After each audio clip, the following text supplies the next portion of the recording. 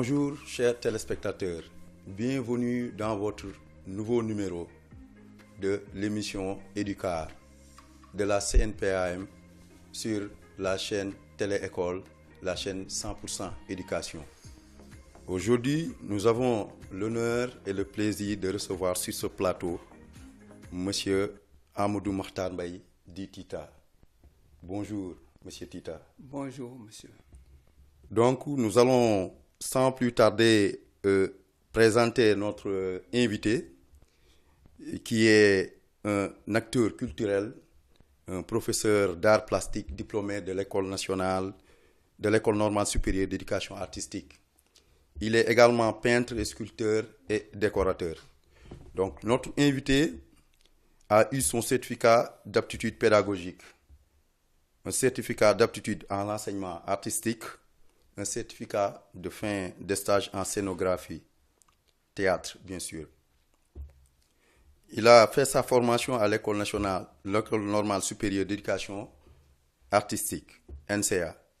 Il a fait un stage en bande dessinée sous l'égide de la communauté française de Belgique, un stage en scénographie théâtre sous l'égide de la communauté française de Belgique.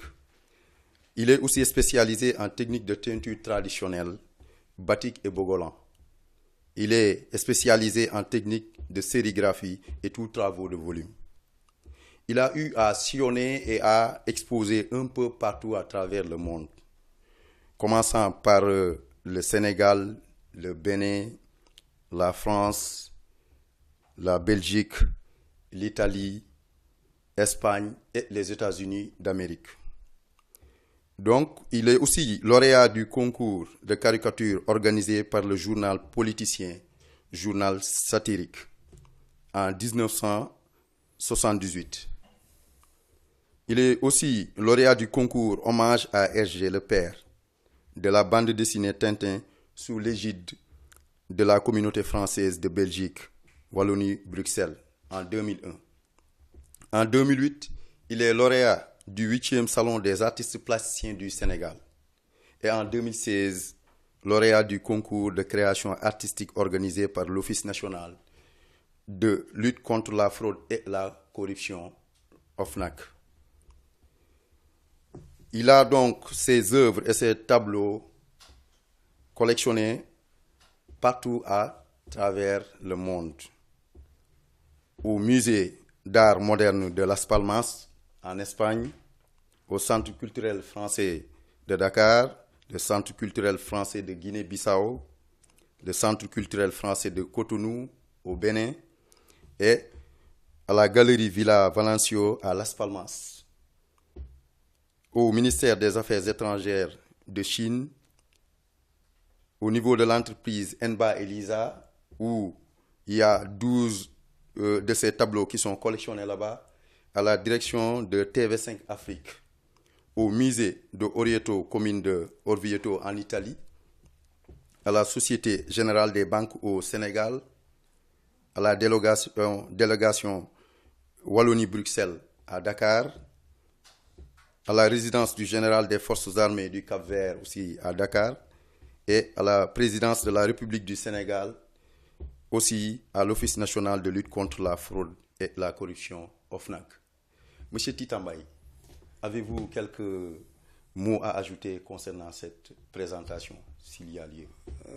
En effet, je crois que la présentation a été plus ou moins fidèle. Merci. Parce que le parcours, il est assez long. Mais je crois qu'il y a également une exposition que j'avais faite en Thaïlande. En Thaïlande. Là, c'était au Sofitel Teranga, des îles de Koh Samui. Pendant que mon fils était sur le plateau, en train de chanter, moi j'avais déjà toutes mes œuvres accrochées autour de cette scène-là.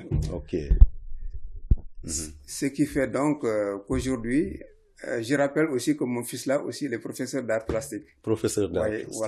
Voilà. Mais très tôt, il est entré dans le milieu du chant. Parce que j'étais à cette époque-là, animateur de cellules de théâtre. De théâtre. Et de chant. Ok. Vous parlez de Tanor Tita. Oui, je parle de Tanor Tita, oui, qui est actuellement à Paris. Musicien, chanteur. Il continue de chanter, mais il travaille à côté.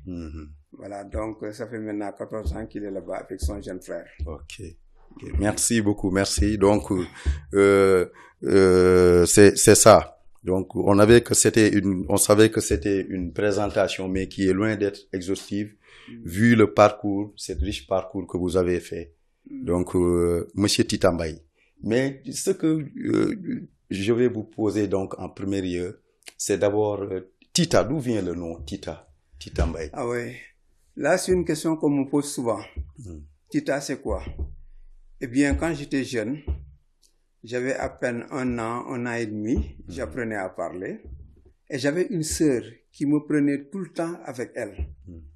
Elle s'appelait Sally. Mais à cause de mon jeune âge, peut-être je ne pouvais pas prononcer son nom. Et c'est moi qui lui disais, Tita, fais-moi ceci, Tita, prends-moi, Tita, prends-moi sur ton dos, etc., etc. Alors donc, et plus tard, ce nom m'est retourné. Tita. Et tout le monde m'appelle Tita. Cette sœur était la marraine d'une de mes filles. Elle n'est plus de ce monde, mais je garde toujours de très bons souvenirs d'elle. Aujourd'hui, je signe Tita. Certains pensent que c'est un nom de fantaisie, mais ce n'est pas un nom de fantaisie, c'est un nom que j'ai eu très tôt et qui me poursuit jusqu'à présent. Beaucoup de gens ne connaissent pas mon nom. Tout le monde m'appelle Tita. Voilà. Et c'est ça une réalité historique qui me poursuit partout où je suis. Et vous voyez donc, chers téléspectateurs, donc toute cette histoire-là qui se cache derrière son nom et qui accompagne un peu cette posture-là de notre invité aujourd'hui, cet éminent homme de culture, Monsieur Tita Mbaye. Aussi, vous avez, comme beaucoup de vos contemporains, cette image-là, c'est-à-dire que derrière ce nom aussi, il y a toujours cette figure emblématique qui accompagne la signature. Et là, vous concernant, on vous voit toujours avec le chapeau. C'est un sobriquet ou bien un porte-bonheur? Oui, ce casque, c'est une longue histoire et c'est aussi historique. Parce que vous savez que le casque, on l'appelle casque aide-gant. Parce que pendant la colonisation, ce sont les aides de camp qui portaient cette coiffure-là. Alors, moi, je dis que c'est le retour de l'ascenseur. Parce que eux, ils nous ont colonisés, les Français, ils nous ont colonisés. Et quand ils ont quitté le Sénégal, quand ils sont partis, ils ont laissé en héritage ce casque. Et ce qu'on appelle les séducteurs de l'époque, ils avaient toujours un casque colonial. Et une cravache 450, c'est le symbole de la cravache française. Et ils se pavanaient avec. Et c'est pourquoi chaque fois que je passe devant des gens, ils sont tellement nostalgiques qu'ils me rattrapent sur le chemin pour me demander où est-ce que vous avez trouvé ce casque-là. Donc, dans mon métier d'artiste, chaque fois que je voyage aussi, on me pose la même question. Pourquoi portez-vous un casque colonial? Je dis ça, c'est un héritage colonial. C'est eux qui nous ont laissés ici. Et moi, j'ai dit que c'est le retour de l'ascenseur. Et maintenant, moi, je reviens vers vous en portant ce casque, mais pour vous coloniser d'une autre manière. Voilà, avec mon art. Et on s'amuse, on rigole, et puis ça passe, quoi. Merci beaucoup. Donc, nous avons tous compris vraiment ces symboles-là qui se cachent derrière l'artiste qui est ici. Notre invité, qui est Monsieur Tita Mbaye, détient aussi son atelier au niveau du village des arts. Donc, le village des arts aussi, comme nous le savons, c'est un village qui a été créé en 1998 suite à une demande des artistes issus des beaux-arts et des autodidactes. Depuis lors, maintenant, pouvez-vous nous en dire plus sur ça? Oui, d'abord, ce village supplée à un manque. Parce qu'il y avait un village avant qui était sur la corniche au camp Lat Dior. 11 ans après le déguerpissement de ce village par le président Abdou Diouf. Alors, il y a eu à peu près 11 ans. Et sur la demande des artistes, après que les Chinois aient fini leurs travaux, les travaux liés au stade de l'amitié, qui se trouve à la Padoie, alors les Chinois, quand ils ont fini le travail, ils sont retournés chez eux. Alors, il y avait donc cet espace qui était là. Et par décret présidentiel, M. Abdou Diouf a octroyé aux artistes cet espace, qui est là, un espace de production, de diffusion, d'échange, de réflexion, dans tous les domaines artistiques. Et c'est pourquoi, chaque fois qu'on avait des portes ouvertes, on avait l'ensemble des créateurs de tous les domaines d'art qui se retrouvaient au niveau du village. Nous recueillions des musiciens, des plasticiens, des comédiens, des conteurs, etc. Parce qu'il y a un secteur animation chaque fois qu'il y avait une fête comme la biennale et autres. Donc ce village des arts donc est venu à son heure parce que quand on l'a obtenu, on a trouvé qu'il y avait déjà une cafétéria. Et on y a implanté une galerie aussi, à l'intérieur du village, baptisée Léopold Sédar Senghor. Voilà. Et ensuite, on a eu un bureau composé d'un secrétaire général qui était à la tête de ce village. Après que Mamadou Dignan était le premier chef du village, mais on a mis à l'écart cette appellation pour dire secrétaire général du village des arts.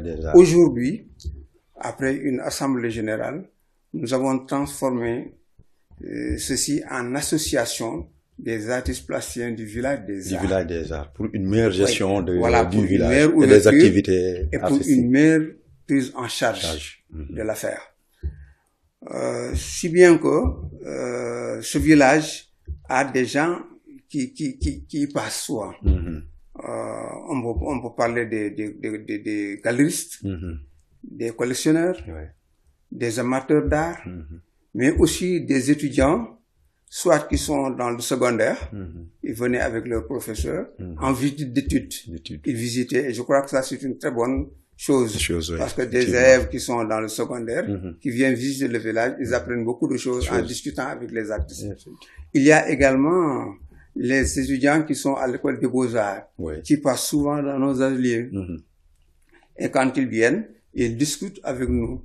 Il y a même qui présentent leur mémoire. Leur mémoire. Et même lecteur de mémoire de ces sortants de l'école normale, où j'ai enseigné également les arts plastiques.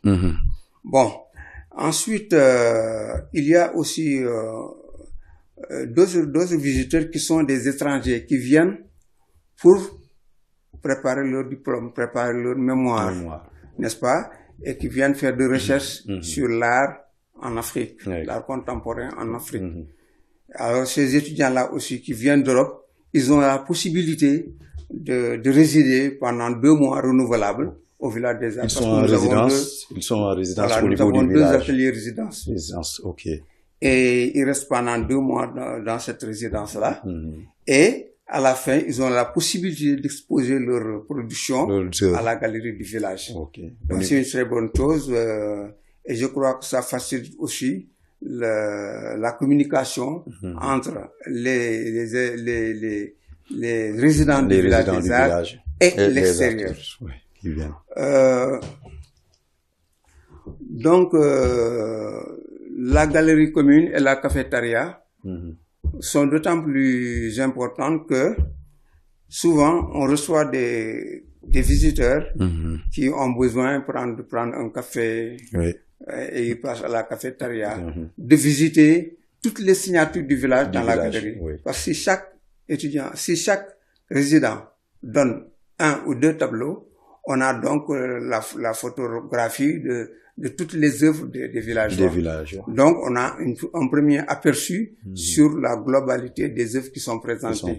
Et maintenant, si le client veut, il peut aller dans les ateliers et visiter comme il veut. Vous voyez. C'est ainsi que donc, nous recevions chaque fois des galeristes. Moi, tous les voyages que j'ai effectués, je peux dire que c'est à partir d'invitations. Quelqu'un qui passe, qui dit, votre travail m'intéresse, est-ce que vous voulez au niveau du village même. Voilà. Est-ce que tu veux que je t'expose? Je dis, il n'y a aucun souci. Et alors, ils te prennent le billet d'avion, la restauration, l'hébergement et tout. Vous faites votre temps et vous revenez. Ça, ce sont des galeristes en général qui le font. Ils le font, oui. Il y a aussi une autre façon. Quand nous recevions des étrangers, des collectionneurs, là aussi c'était une occasion pour ces gens-là d'accueillir un artiste, d'éditer un livre sur lui avec ses œuvres. Effectivement. Et de lui donner l'opportunité, n'est-ce pas, d'une promotion ou d'une mobilité qui permet à cet artiste de voyager partout dans le monde. Ça a été mon cas avec le bras droit de la maison Eri Abraham de New York, des États-Unis, qui a acheté une collection de boîtes et qui m'a demandé s'il pouvait mettre ça dans un livre. J'ai dit, il n'y a aucun souci. Le théâtre en boîte. Voilà, c'est pourquoi il y a beaucoup de ces théâtres en boîte qui sont dans des anthologies d'art. On peut citer Contemporary Art of Africa, qui a été édité aux États-Unis par André Magnin et Jacques Solilou. Il y avait aussi l'anthologie de l'art africain au XXe siècle, édité à Paris par la Revue Noire et Jean-Louis Puvin, qui est aussi un amateur d'art qui fréquente à Dakar. Il y a aussi le critique d'art Enrico Macelloni et Sarenko qui sont venus après André Magnin et qui ont aussi acheté une collection et qui m'ont demandé l'utilisation de mettre dans le livre. Dans le livre. Comme Il Ritorno del Maghi, Le Retour du Magicien, Art in Italie, etc., édité à Milan par Andrea Parisi. Et donc c'est ainsi que mes œuvres ont été publiées dans plusieurs anthologies d'art. Je crois que ça fait partie aussi de ce qui a fait ma promotion à travers le monde. Voilà, très très belle promotion, Monsieur Tita Mbaye. Et là, vous venez vraiment de parler aussi du théâtre en boîte surtout.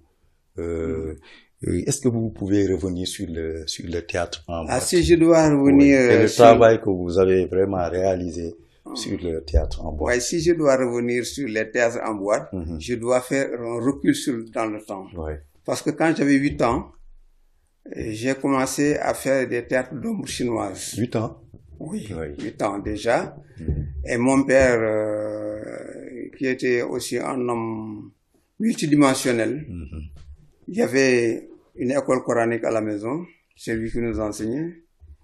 Il était entrepreneur gros œuvre, c'est lui qui a construit la gendarmerie de Rufisque. Il était guérisseur, n'est-ce pas? Il était un érudit du Coran, et il était assesseur au Tibet. Tous les samedis, il allait aussi au palais de justice de Dakar, version arabe, en tant qu'assesseur. Voyez. Alors donc, il était aussi dessinateur à ses heures perdues. Parce que moi, j'ai pas connu mon grand-père, mais j'ai connu à travers un portrait que mon père en avait fait. C'est-à-dire donc, j'ai puisé aussi dans son nombre beaucoup d'expériences artistiques. Mais nous n'avions pas les mêmes thèmes. Lui, il peignait l'au-delà avec Diego Chirat, etc. En tout cas, c'était comme une peinture sous verre, parce que lui, il avait à sa manière de consolider la croyance religieuse à travers ces peintures. Voilà, donc, et à cette époque-là, également, il y a des troubadours qui descendaient dans les quartiers et qui, avec leur valise de déguisement, d'accessoires, dans des valises, et là, ils gratifiaient nos grandes sœurs de séances de compte payées. C'était un grand cercle, et eux, ils étaient au centre, ils étaient acteurs, ils étaient princes, ils étaient rois, ils étaient tout ce que vous voulez, mais en tout cas, ils nous racontaient des contes. Et au bout de chaque conte, il y avait une maxime de moralité, il y avait beaucoup de choses qu'on pouvait puiser. Donc, ce petit théâtre en rond-là, qui est présenté sous forme de conte, fait partie de mon vécu. Vous voyez, donc, là aussi, ça m'a permis d'entrer très tôt dans le monde du théâtre. Et quand j'ai réussi à l'école normale, quand j'ai entré en 6e, quand j'ai réussi, mon père m'a demandé qu'est-ce que tu veux comme cadeau. J'ai dit, je veux créer une troupe théâtrale ici. Et je veux aussi présenter à mes amis ce que j'ai comme matière à leur présenter, en plus des théâtres d'ombre chinoise. Effectivement. Alors ça m'a poursuivi, et quand j'ai été affecté comme instituteur dans un village de Brousse, et ensuite à Kaolack, chaque fois qu'on m'affectait quelque part, je mettais sur place une cellule de théâtre, n'est-ce pas, et aussi une chorale enfantine. Parce que le Sénégal, vous savez, il y a beaucoup d'ethnies au Sénégal, et je crois que la chorale me permettait aussi de mettre à l'intérieur des chants de toutes les ethnies, de toutes couleurs, des chants de couleurs, des chants bambara, des chants wolof, etc., etc. Vous savez, parce que on disait souvent, les Diola, c'est de la cacophonie. Mais pour éviter cela, je dis non, c'est pas de la cacophonie. Le sens du bourg dépend de la culture. Le sens du bourg dépend de la culture. Quand le chant Diola fait frissonner tous les Diola. Le chant tout couleur fait frissonner les tout couleurs. Donc, avec une chorale enfantine à l'école, c'était une occasion de procéder au-delà de la diversité entre les ethnies, de créer le brassage entre les et j'accorde donc voilà, on dit en wolof que ku nekk sa way liw na sa xol.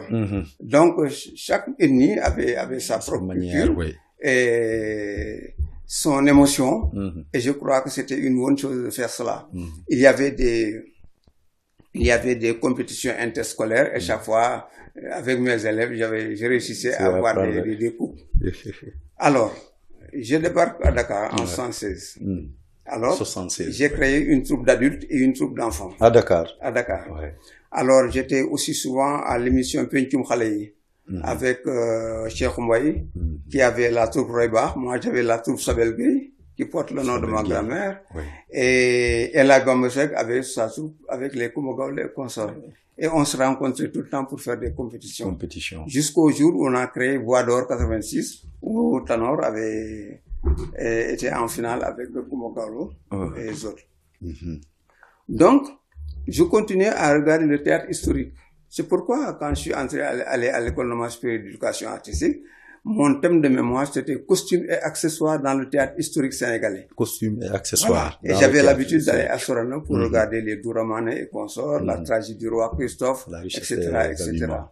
Et un jour, quand je suis entré dans le théâtre, j'étais calé dans mon fauteuil.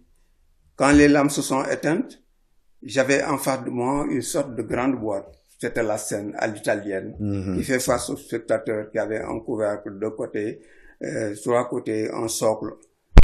Et là-bas, je me suis senti également dans une énorme boîte. Et j'avais en face de moi une boîte. Alors, et là, c'était le déclic. Les souvenirs. Le déclic, voilà. Alors, quand je me suis réveillé le matin, ma première boîte a été mise en place. C'était une boîte en carton. Une boîte en carton. Voilà. Et comme dans ma peinture, dans mes sculptures et tout, j'avais une pâte végétale que j'ai découverte. Je l'ai découverte quand j'étais tout jeune. Parce que c'est avec le nep-nep qu'on tenait la peau du mouton de Tabaski. Et je me suis souvenu de ce pigment et j'ai commencé à l'exploiter. Je pouvais obtenir une pâte liquide, que je passais sur la toile pour avoir une texture qui rappelle le cuir. Je pouvais avoir aussi une pâte compacte comme l'argile qui permettait de faire les petits bonhommes qui sont dans les boîtes. Vous voyez donc, l'expérience me poursuivait. Et voilà qu'un jour, j'ai commencé à faire des boîtes avec du contreplaqué. Du contreplaqué. Voilà. Et j'ai fait le revêtement avec du papier coloré que je créais moi-même. Et ensuite, la boîte était là, en face du spectateur, l'œil du témoin qui regarde, qui peut tourner autour. Et à l'intérieur de ce boîte, au-delà de l'anecdote, il y avait toujours des signes et des symboles qui sont liés à l'esthétique africaine et à la tradition. Tradition, l'appartenance culturelle. Parce que nous sommes, mes œuvres parfois sont peuplées de signes. Des signes et des symboles. Effectivement. Et ça permettait aussi d'expliquer au-delà de l'anecdote ce qu'il y avait comme symbole utile dans ces boîtes. Parce que si vous voyez les boîtes, on faisait pendre des bouteilles. Des bouteilles. Des bouteilles, n'est-ce pas? Et ces bouteilles sont le symbole des bouteilles de filtre qui sont sous le lit des Africains et dont ils s'endouillent le matin avant de sortir pour prémunir le mauvais sort ou bien pour se protéger, attirer la chance et pour se protéger. Voilà. Il y avait aussi des pans tissés avec des signes comme ça, le signe du rythme. Tu vois?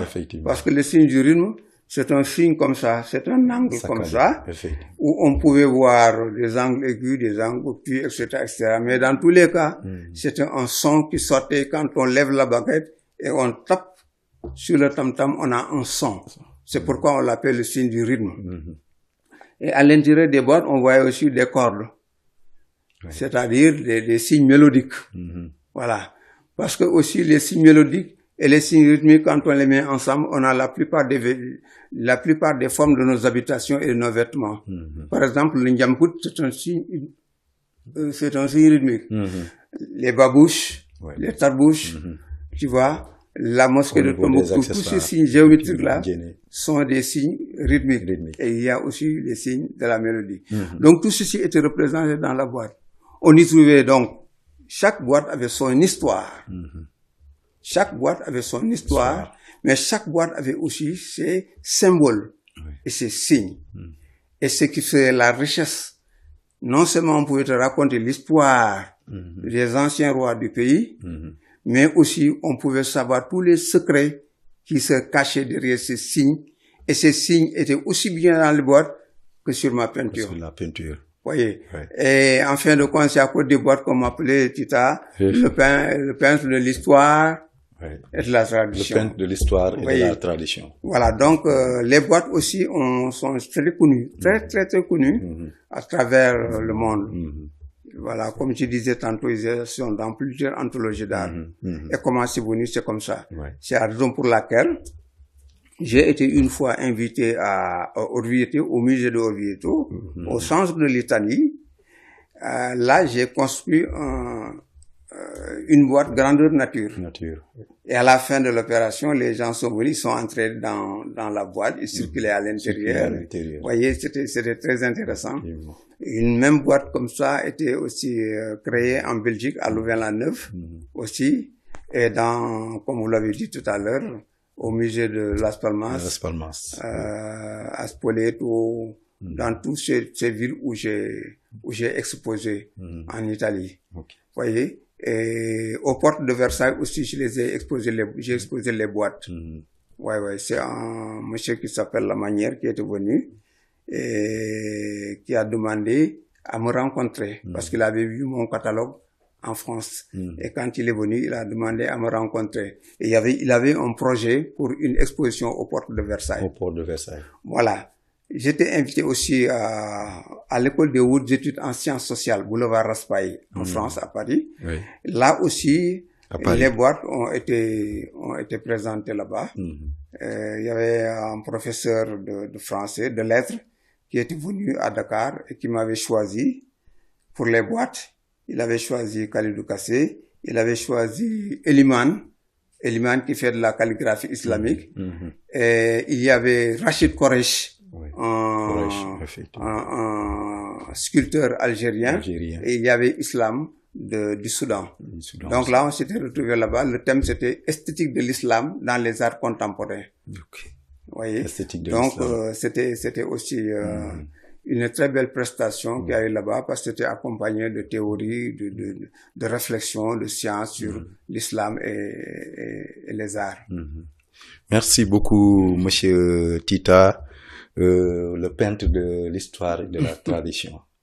Donc, pour ceux qui viennent de prendre l'émission en cours, notre invité d'aujourd'hui, c'est Monsieur Tita Mbaye, un artiste peintre, sculpteur et volumiste qui réside au niveau du village des arts de Dakar. Donc, Monsieur Tita, si on revenait un peu aussi en arrière, tout à l'heure, vous nous avez parlé des visites au niveau du village des arts. Ces visites-là, d'habitude, vous accueillez plusieurs visiteurs, notamment, vous l'avez dit, des élèves qui viennent des beaux-arts, mais aussi des élèves qui sont au niveau des collèges et lycées. Donc, quelle appréciation faites-vous de ces visites scolaires? Non, mais j'ai beaucoup adoré. J'ai beaucoup adoré. Ils sont venus spontanément, ou bien ils ont des professeurs d'éducation artistique qui ont pensé qu'il fallait absolument que leurs élèves se rapprochent un peu des artistes véritablement, discuter avec eux, se familiariser avec eux et prendre des informations sur ce que c'est les arts plastiques. Parce que quand même, il faut reconnaître que on en parlera sûrement. Il faut reconnaître que l'éducation artistique a été toujours considérée comme un parent pauvre. Parent pauvre, voilà. Cette sonorité, ça fait combien de temps on entend ça? Depuis combien longtemps. De temps?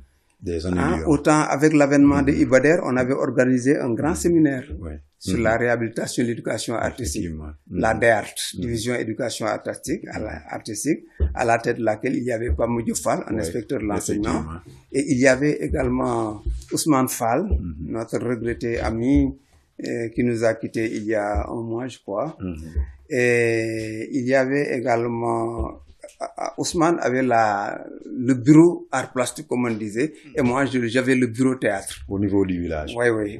Non, pas au niveau du village. Au niveau de la DER. Ça, c'est en 81 avec Ibader Thiam. Oui. Alors, c'est au niveau de ce séminaire que j'ai rencontré beaucoup de professeurs d'art plastique qui étaient venus de l'école normale supérieure. Ils étaient venus à ce séminaire-là. Et j'en ai rencontré beaucoup. Et c'est ça qui m'a permis d'aller compléter ma formation à ce niveau-là. À ce niveau, à l'école normale supérieure. Et quand j'ai eu mon diplôme, j'ai commencé déjà, la première exposition que j'ai faite, c'était au Bénin. Parce qu'il y avait un festival il y avait un théâtre, comment dirais-je encore, il y avait une compétition qui devait avoir lieu au Bénin. Alors, j'ai été choisi par le Centre culturel français de Dakar pour représenter avec mes boîtes les arts plastiques. Et il y avait également Ousmane Diakhaté qui fut le directeur de Sorano. À cette époque, il était doyen de la faculté des lettres et il avait une troupe théâtrale à l'université même. Nous avons fait ce voyage-là ensemble, nous avons pris l'avion ensemble et nous avons parcouru Cotonou, le Palais Royal de Porto Novo, Ouida, Parakou. On est allé partout et les boîtes m'ont suivi pendant tout ce trajet-là. Et on les a présentés au Palais Royal, on a présenté ça partout. Et dans les centres culturels aussi, qu'on a rencontré, on a rencontré les directeurs qui ont aussi eu une collection sur ces théâtres. Donc pour dire que les théâtres en boîte ont fait ma renommée, et m'ont permis aussi d'exprimer tout ce que je ressentais à travers depuis mon enfance jusqu'à aujourd'hui. Donc c'était une passion, le théâtre c'était une passion, aussi la musique.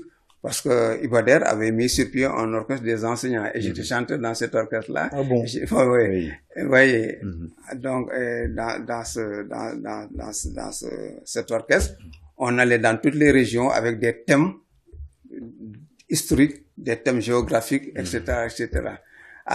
Une seule chanson permettait à un élève de CM2 de connaître toutes les capitales, etc. Et moi, j'avais chanté aussi la Dior. N'est-ce pas, avec la résistance, là, notre héros, Voilà. Donc, cet orchestre des enseignants aussi a sillonné partout au Sénégal, n'est-ce pas, pour diffuser des thèmes qui sont liés à l'éducation. Donc, Monsieur Tita, donc, vu les visites qui sont effectuées au niveau du village des arts par les élèves, donc, on peut dire que ça contribue donc à faire la promotion de l'éducation artistique, plastique et des arts en général, tout en sachant que c'est un domaine qui est vraiment traité en parents pauvres. Donc, quelle est l'appréciation que vous avez et les solutions que vous voulez? Oui, ça ces visites-là, je les encourageais beaucoup. Parce que chaque fois qu'un professeur venait avec ses élèves dans mon atelier, ils avaient l'occasion d'écouter toutes les histoires qui sont dans mes boîtes. Ils me posaient des questions sur ma technique, ils me posaient beaucoup de questions, parce que l'art, c'est un domaine important. Parce que je dis souvent que on ne peut pas, dans l'échiquier, on ne peut pas rencontrer toutes les disciplines qui développent l'intelligence et qui développent la volonté. Mais pour l'éducation artistique qui ne fait que développer la sensibilité, on ne met pas l'accent dessus. Ça fait longtemps qu'on nous parle de l'éducation comme étant un secteur qui est vraiment appauvri. Et je pense que l'éducation artistique, si on dit souvent que c'est le parent pauvre des disciplines de l'enseignement élémentaire. Pourquoi on dit que c'est un parent pauvre? Mais simplement parce que les maîtres qui enseignent l'éducation artistique ne sont pas très conscients, n'est-ce pas, de la valeur de cette activité. J'ai l'habitude de dire qu'autant on doit développer l'intelligence et la volonté. La volonté, c'est à peu près le parcourisme, l'histoire, la géographie, tu vois,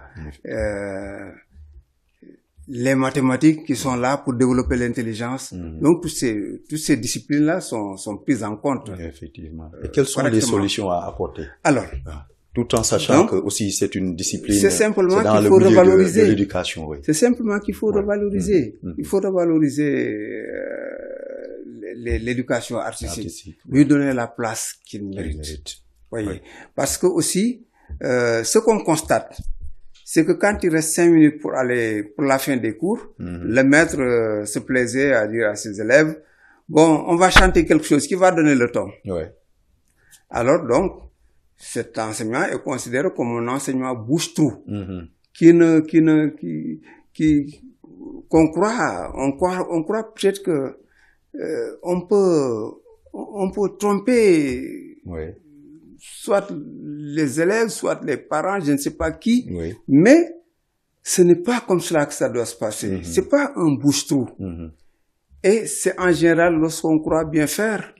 Mais malheureusement, à 5 minutes de la sortie, on fait chanter les élèves ou bien dessiner quelque chose sur vos ardoises. Effectivement.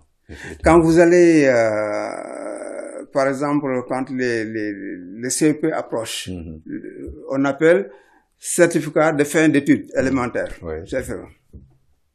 Là aussi, les élèves se donnent partout de la tête pour trouver 5 chants et 5 récitations. Parce qu'en général, ce qui se passe, c'est que les élèves, les maîtres, les chants qu'ils ont appris quand ils étaient jeunes, ils essaient de s'en souvenir vaguement. Donc les textes ne sont plus fidèles. Vous voyez, parfois on entend des sons, on met un mot à la place d'un autre. Parce qu'on essaie de se souvenir et on apprend ça aux enfants. Les enfants, donc, les récitations aussi, c'est pareil. Donc c'est eux qui vont se donner un peu partout la tête pour obtenir leurs 5 chants et leurs 5 récitations. Et en fin de compte, ça c'est l'insécurité. Il n'y a pas de protection ni rien du tout. Et ça, vraiment, le législateur doit revenir et essayer d'organiser à travers peut-être des séminaires, réorganiser la chose et donner à ce qui lui appartient. C'est une question d'émotion et de sensibilité. Il faut que ça soit développé à côté, comme les autres disciplines qui sont en place. Et donc, je pense que le législateur en a sa place. Si vous allez au secondaire aussi, il n'y a pas de programme bien défini. il n'y a pas d'éducation artistique. Les enseignants n'ont pas reçu de formation. Ici ajoute aussi le problème de coefficient. Voilà, donc oui. Si c'est à l'élémentaire, et le nombre de recrutement aussi des enseignants. Voilà, peu notés, pas notés, tu vois, ou bien des notes minables qu'on attribue à ce secteur-là. Et je crois que ça c'est pas une bonne chose. Il faut absolument que ça soit relevé. Il faut qu'on se batte pour que l'éducation artistique occupe la vraie place qui lui revient.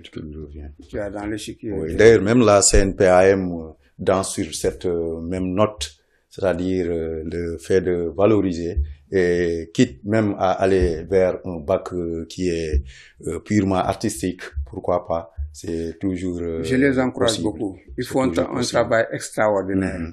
Et je pense que on s'est penché assez tard sur cette chose-là. Et je crois que le rôle qu'ils jouent actuellement fait partie des bons rôles, c'est-à-dire qui permettent de décentraliser toutes les informations artistiques à travers les colloques, même s'ils ne sont pas initiés. Je crois que cette école-là est une occasion, n'est-ce pas, pour remettre les pendules à l'heure et apporter beaucoup plus d'informations et faire la promotion de l'éducation artistique à l'école. Merci, monsieur Titan Mbaye. Et donc, vu aussi vous, les prix que vous avez eu et le nombre d'expositions que vous avez fait un peu partout à travers le monde, on peut dire donc que l'art nourrit son homme. Mais les artistes apportent beaucoup de devises dans ce pays. Oui. Ça, c'est vrai. Pour la plupart. Donc, je pense que ça a suscité beaucoup de remous. On dit toujours que l'artiste, vous êtes mieux payé que nous. D'autres disent il n'y a rien chez les artistes, ils ne gagnent rien du tout. Oui. Mais ça, c'est des choses qui se disent comme ça. Mais au fond, quand on croit en soi, quand on prend son destin en main, quand on n'est pas producteur, créateur, en même temps tu es manager, en même temps tu es promoteur, et tout ça, c'est une seule personne. Donc c'est une question d'organisation. Il faut s'organiser simplement. Merci. Et puis on peut vraiment nourrir de cet art. Ok, donc absolument. Il faut s'organiser et on peut vraiment se nourrir de son art. Merci, monsieur Tita. Donc votre dernier mot, monsieur Tita. Mon dernier mot, je remercie Télécole et Educar pour cette innovation. Parce que quand même, nous sommes dans un pays qui est très avancé dans surtout le domaine des arts. À l'ère du numérique aussi. Partout où vous allez, les artistes sénégalais, ils sont vraiment, ils ont des titres de noblesse. Ouais. Merci. Et je crois que ça, c'est la volonté, c'est la volonté de l'administration qui doit apporter une dose supérieure.